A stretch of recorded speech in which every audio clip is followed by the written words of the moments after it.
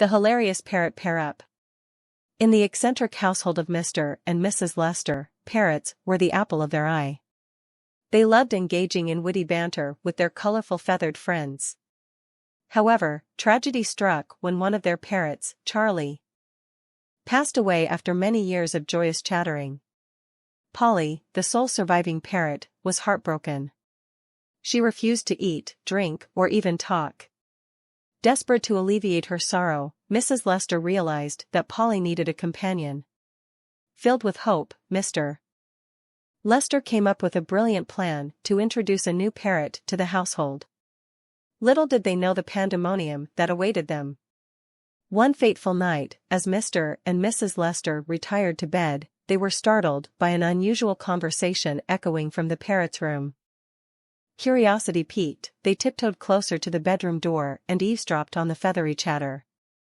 To their astonishment, the two parrots were engaged in a raucous argument, squawking at each other with a vocabulary that would make even seasoned sailors blush.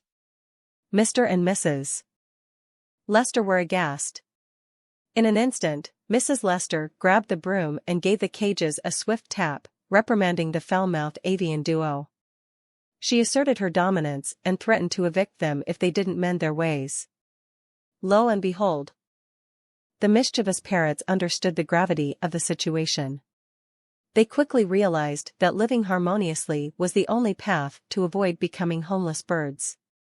So, they put their differences aside, exchanged apologetic squawks, and formed an unlikely alliance. From that day forward, Polly and the new parrot lived in perfect harmony, entertaining Mr. and Mrs. Lester with their lively conversations and hilarious antics. And so, the moral of the story is this: even in the midst of chaos and cussing, a stern but caring hand can restore peace. Sometimes, it takes a broom-wielding master of the household to remind a pair of feisty parrots that unity is far more entertaining than discord.